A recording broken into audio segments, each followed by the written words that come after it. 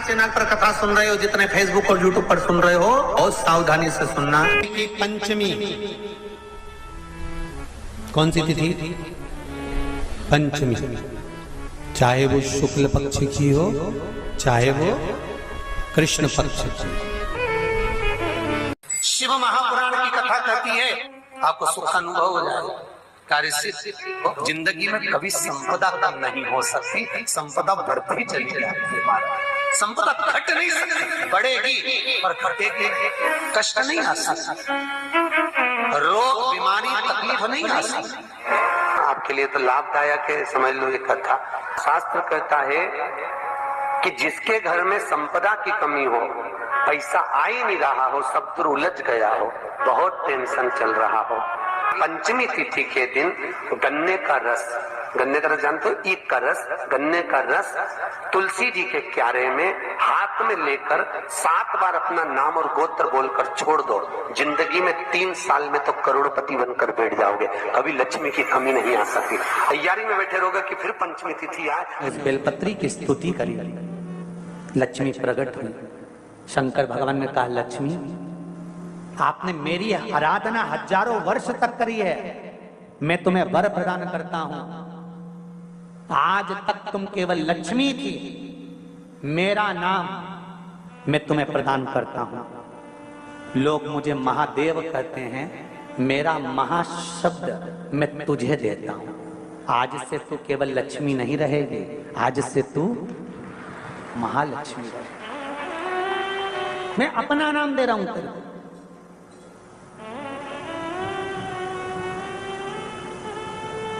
इसलिए सनातन धर्म के अंतर्गत वर्णन किया गया, शंकर भगवान की आराधना में, शिव की आराधना में, जब तुम्हें लगता है कि तुम्हारा व्यापार नहीं चल रहा, कोई तुम्हें धोखा दे रहा है, लक्ष्मी नहीं आ रही, बहुत चिंता में पड़े हुए हो, बहुत टेंशन में जिंदगी चल रही है, बहुत बीमारियां तुमको घेर ली है और चारों तरफ अंधेरा ही अंधेरा नजर आ रहा है, तुमने विचार करा अब मैं तो मर जाऊं तो अच्छा, मैं सुसाइड कर लूं तो अच्छा, मैं मर जाऊं तो अच्छा। तो मरने से पहले एक काम कर देखना, शंकर भगवान की आराधना कर देखना, शिव पर 1 लोटा जल चढ़ा कर देखना, और ज्यादा चिंता, ज्यादा टेंशन हो तो बेलपत्री के जड़ को घिसकर उसका चंदन बनाकर शंकर को लेपन कर उसकी भी आराधना कर देखना कि बेल चंदन का फल क्या है।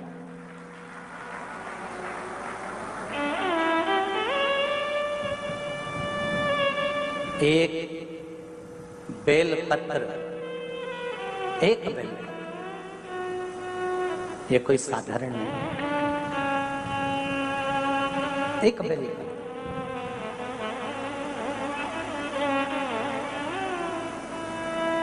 इसकी नीचे की डंडी से लेकर ये 2 पत्तियां जहां लगी हैं, और 2 पत्ती से लेकर ये बीच की जो पत्ती है उसमें जो गैप है, उसमें जो जगह है, दिख रही है आपको? ये 2 पत्ती से लेकर बीच की पत्ती के बीच में जो जगह खाली रहती है, 33 कोटि देवी देवताओं विराजमान रहते हैं इस बीच की जगह में।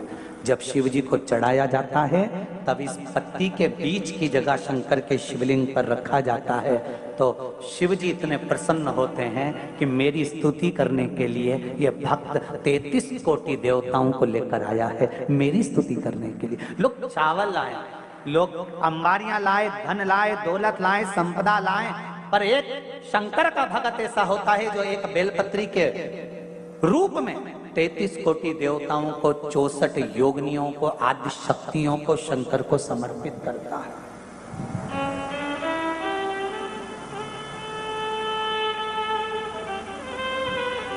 जाओ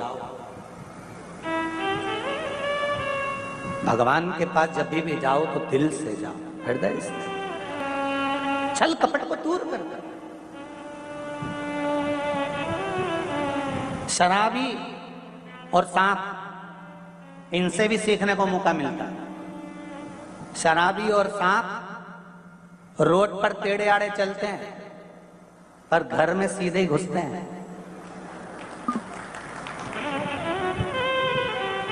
शराबी और सांप से भी सीखने को मिलता है, ये रोड पर टेढ़े आड़े चलते हैं पर घर में सीधे घुसते हैं। उसी तरह संसार सागर में तुम कितने भी टेढ़े रहो पर महादेव के चरणों में सीधे ही बने रहना कि मैं तुम्हारा हूं, इसके सिवा मैं कुछ जानता ही नहीं। मैं दूसरा कुछ जानता ना, तो मुझे पूजन आती है, ना मुझे स्तुति आती है, ना मुझे अर्चना आती है, ना मैं सेवा जानता हूँ, ना मैं चाकरी जानता हूँ। मैं तो केवल एक बात जानता हूँ, श्री शिवाय नमस्तुभ्यम। ये वो मंत्र है शिव महापुराण का, इससे ज्यादा मैं कुछ भी नहीं जानता। पंचाक्षर नमः शिवाय, षडाक्षर ओम नमः शिवाय, द्वादशाक्षर ओम नमो भगवते वासुदेवाय, 2 अक्षर का राम जानता हूँ, 2.5 अक्षर का कृष्ण जानता हूँ, इससे ज्यादा मैं जानता क्या।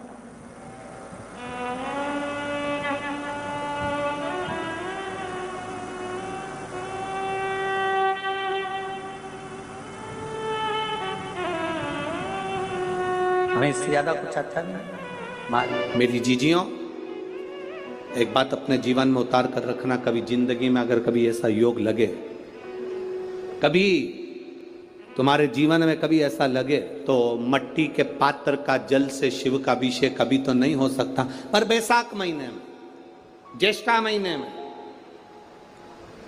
कभी मौका लगे अपने जीवन में, और तुम्हें लगे कि मेरे जीवन में दुख समाप्त ही नहीं हो रहा, मेरे दुख जा ही नहीं रहा, तो 5 बेलपत्र,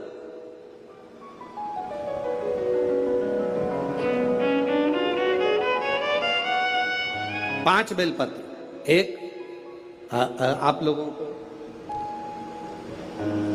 देखो, इस पत्र में शिवलिंग लगा हुआ है, तो हम आपको इसी से समझा देते हैं।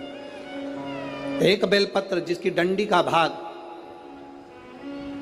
जल जहां से बहकर बाहर निकल रहा है, अशोक सुंदरी का स्थान देखा है ना सब लोगों ने, बस उसी स्थान पर पहली बेलपत्र। दूसरी बेलपत्र पार्वती जी के स्थान पर, अर्थात जो जलाधारी है वहां पर। तीसरी बेलपत्र शंकर भगवान के शिवलिंग के सम्मुख में जहां आप बैठे हो वहां बैठकर डंडी का भाग विपरीत दिशा में रखकर, तीसरा बेलपत्र। चौथा बेलपत्र भगवान शंकर का जल जहां से नीचे गिर रहा है उस ओर सीधी बेलपत्र नीचे की ओर। और 5वीं बेलपत्र शंकर भगवान के अशोक सुंदरी के स्थान को छुआकर नंदी के पास रखकर, जो घड़े में जल है अर्थात मट्टी के पात्र में जो तुम जल लेकर गई हो, उस पात्र के जल से शंकर का अभिषेक कर देना, शिव को वो जल समर्पित कर देना। जिंदगी में कैसा भी दुख हो वो कटता ही है, वो दुख रह नहीं सकता, ये निश्चित था।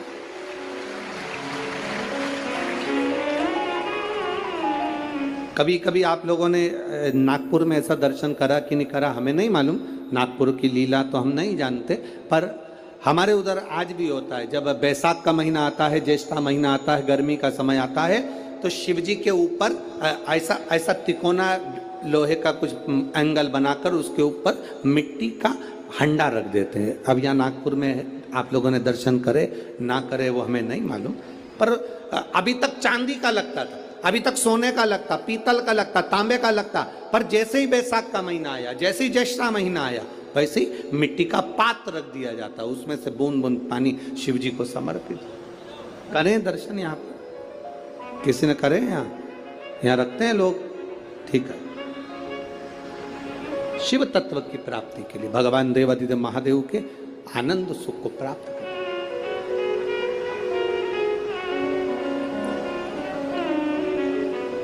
जल, अग्नि, आकाश, वायु, पृथ्वी,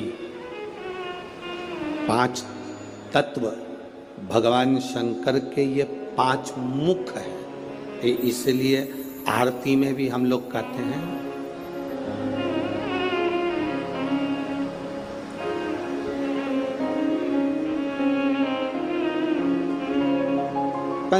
पंचानंद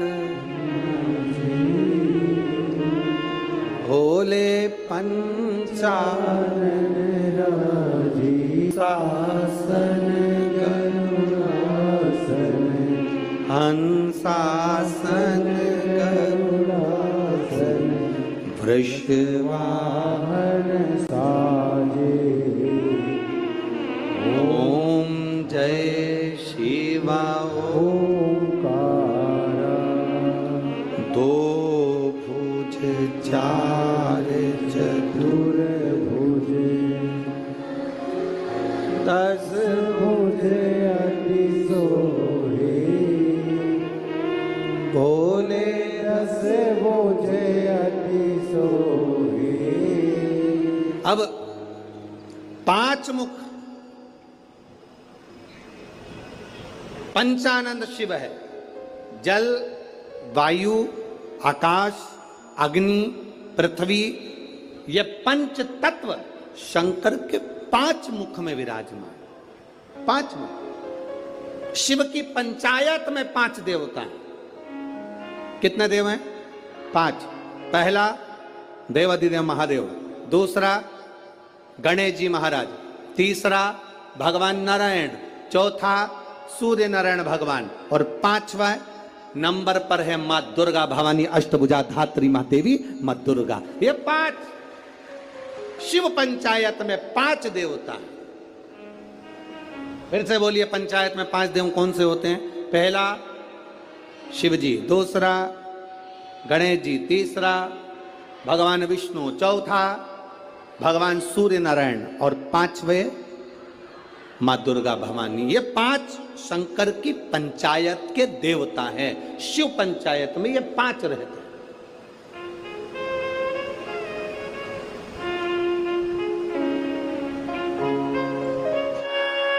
लिंग पुराण कहती है, महाराज जो बच्चा हकलाता हो, अर्थात बोलते बोलते अटक जाता हो या वाणी हकला रही हो, तो शास्त्र कहता है कि बेल का जो फल होता है, उस बेल के फल को धीरे से फोड़कर ऊपर से चक्कू से उसको साफ कर कर अंदर से पूरे उसका जो गुर्दा है बेल के फल का, उसको निकाल लीजिए। और उस बेल के फल का जो गुर्दा है उसको निकाल कर वो खाली कर लीजिए बेल का। महाराज सोमवार की सोमवार 5 सोमवार उसमें पानी भरकर भगवान शंकर को समर्पित करिए। एक पात्र शिवलिंग में से जो जल नीचे गिरे उसके उधर पात्र को लगा लीजिए। महाराज समर्पित कर कर जल को झेल कर ले आइए। जो व्यक्ति वाणी से हकला रहा हो उस व्यक्ति को वो जल भगवान शंकर का जो शिव महापुराण का मूल मंत्र है श्री शिवाय नमस्तुभ्यम, उस मंत्र का जाप कराकर धीरे धीरे बुलवाते हुए उस पानी को पिलाना प्रारंभ कर दीजिए। केवल सोमवार को ही करना है और सोमवार को ही पिलाना, इसके सिवाय नहीं करना।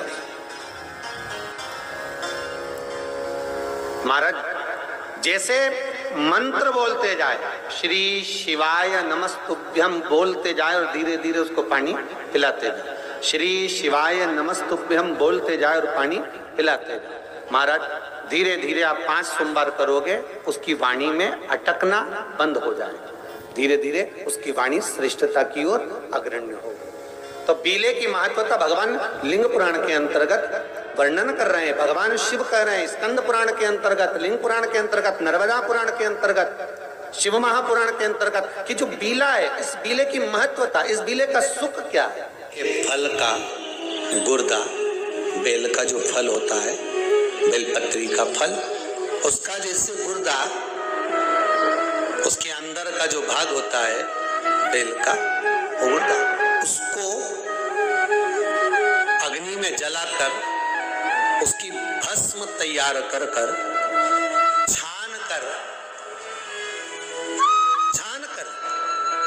जब आपके यहाँ विद्वान ब्राह्मण शिव जी का अभिषेक कराते हैं, पूजन कराते हैं, तो उसमें लिखते हैं पूजन के साहित्य में बेलपत्री, धतूरा, दुर्वा, ये उसमें नीचे लिखेंगे भस्म। लिखते कि नहीं लिखते? लिखते हैं ना, भस्म अभिषेक में चाहिए रहती।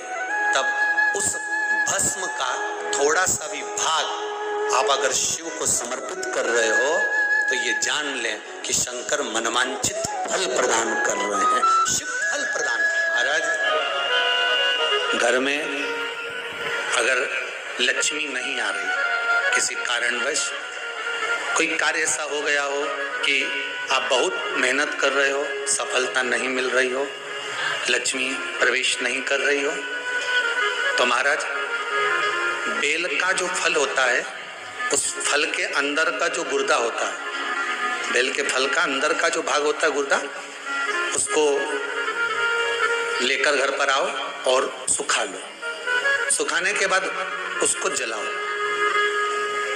जलाकर उसकी भस्म तैयार करो। उस भस्म को अच्छा बढ़िया पीस लो, पीस कर कपड़े से छान लो महाराज। उसको छान कर जब आप शंकर भगवान का पूजन करने के लिए शिव मंदिर में जाएं महाराज, किसी भी 5 प्रदोष या 5 सोमवार या सोमवार की अष्टमी पड़ जाए उस दिन थोड़ी सी भस्म लेकर जब जाएं घर से, उसमें से थोड़ी सी भस्म बेलपत्री के पेड़ के नीचे श्री कुंदकेश्वर महादेव का नाम लेकर चढ़ा दें। क्या नाम लेना है? कुंदकेश्वर। उसी में से थोड़ी सी भस्म जो बेलपत्री के वृक्ष के नीचे आपने चढ़ाई या बेलपत्री के वृक्ष की जड़ में चढ़ाई, उसको लेकर आओ और वही वृक्ष माता पार्वती का नाम लेकर भगवान शंकर के ऊपर चढ़ा दो और अपनी मनोकामना कर कर 1 लोटा पानी शिव पर समर्पित कर दो। चुटकी भर बस, ज्यादा नहीं, मात्र चुटकी भर। 5 प्रदोष भी पूरे नहीं होंगे और बाबा चाहेगा कि आपका जो लक्ष्मी रुकी हुई है या व्यापार नहीं चल रहा या कार्य नहीं हो रहा, तो बाबा उसको 1 प्रदोष 2 प्रदोष करोगे, तीसरे प्रदोष में तो बाबा धक्का लगा ही देगा। कैसे ही लगाएगा, वो लगा। अति प्रिय बेलपत्री किसका प्रतीक है? माता पार्वती। जमा जगत जननी जगदम्बा, आप लोगों ने अभी नवरात्रि गए हैं तो नवरात्रि में दर्शन किया होगा। माता का जहां यज्ञ होता है, सप्तसती से यज्ञ हो चाहे मां अम्बे जगदम्बा का जो यज्ञ होता है, उसमें बेले के फल की भी आहुति लगती है।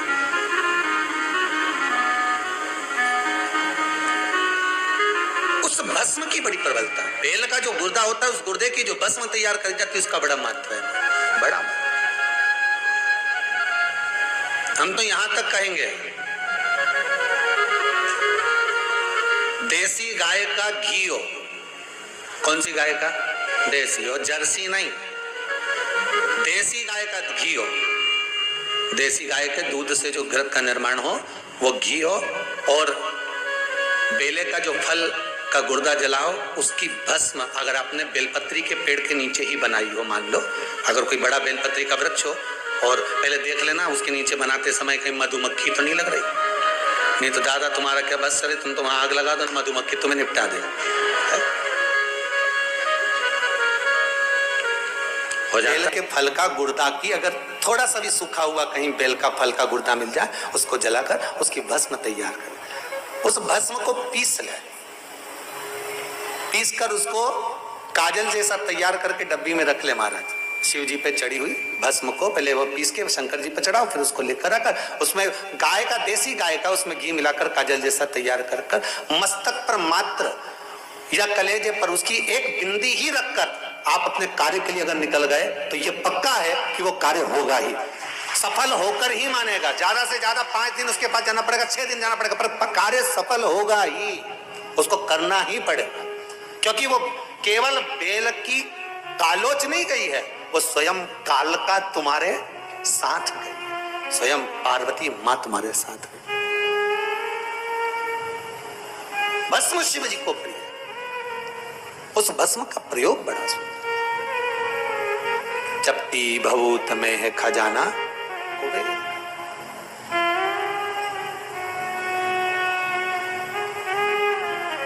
शंकर भगवान का अनुमोदन स्मरण शिव महापुराण की कथा।